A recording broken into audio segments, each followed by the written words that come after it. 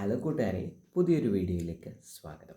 അപ്പോൾ നമ്മൾ പഠിച്ചുകൊണ്ടിരിക്കുന്നത് അക്കൗണ്ടിങ്ങിൻ്റെ ബേസിക് ടേംസിനെ കുറിച്ചാണ്. നമ്മൾ ഇന്ന് പഠിക്കുന്നത് ലയബിലിറ്റി എന്ന് പറയുന്ന ടേമാണ്. ലയബിലിറ്റി എന്ന് പറയുന്നത് it is an amount business owes to others.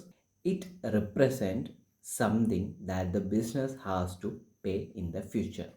ഇവിടെ ലയബിലിറ്റി എന്ന് പറയുന്നത് ബിസിനസ് ആർക്കെങ്കിലും എന്തെങ്കിലും കൊടുക്കാൻ ബാധ്യതപ്പെട്ടിരിക്കുന്നു എങ്കിൽ അവയെല്ലാം നമുക്ക് ലയബിലിറ്റി എന്ന് പറയാം. ഉദാഹരണമായി പറഞ്ഞാൽ, ബിസിനസ് നടത്തുന്നതിനായിട്ട് ബിസിനസ് ബാങ്കിൽ നിന്ന് ലോൺ എടുത്തിട്ടുണ്ടെങ്കിൽ അതൊരു ലയബിലിറ്റിയാണ്. ആ കടം ബിസിനസ് തിരിച്ചടക്കേണ്ടതാണ്. ഇനി നമ്മൾ സെയിൽ ചെയ്യുന്നു, നമ്മുടെ പ്രൊഡക്റ്റ് സെയിൽ ചെയ്യുന്നു.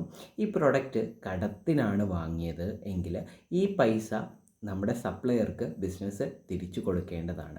അപ്പോൾ ഈ സപ്ലയർക്ക് കൊടുക്കേണ്ടതും ബിസിനസ്സിനെ സംബന്ധിച്ച് ഒരു ബാധ്യതയാണ്. ഈ സപ്ലയറുടെ ഈ എമൗണ്ടിനെയും നമുക്ക് ലയബിലിറ്റി എന്ന് പറയുന്ന ടേമിൽ ഉൾപ്പെടുത്താവുന്നതാണ്. ബിസിനസ്സിൻ്റെ ഒരു ബാധ്യതയാണ്, ലയബിലിറ്റിയാണ് ഇത്. ലയബിലിറ്റിയെ നമുക്ക് രണ്ടായിട്ട് തരംതിരിക്കാം. കറണ്ട് ലയബിലിറ്റി എന്നും നോൺ കറണ്ട് ലയബിലിറ്റി എന്നും. കറണ്ട് ലയബിലിറ്റി എന്നാൽ ഒരു വർഷത്തിനുള്ളിൽ നമ്മൾ ഈ കടബാധ്യത അടച്ചു തീർക്കണം. അത്തരത്തിലുള്ള ലയബിലിറ്റികൾ, കടത്തെയാണ് നമ്മൾ കറണ്ട് ലയബിലിറ്റി എന്ന് പറയുന്നത്.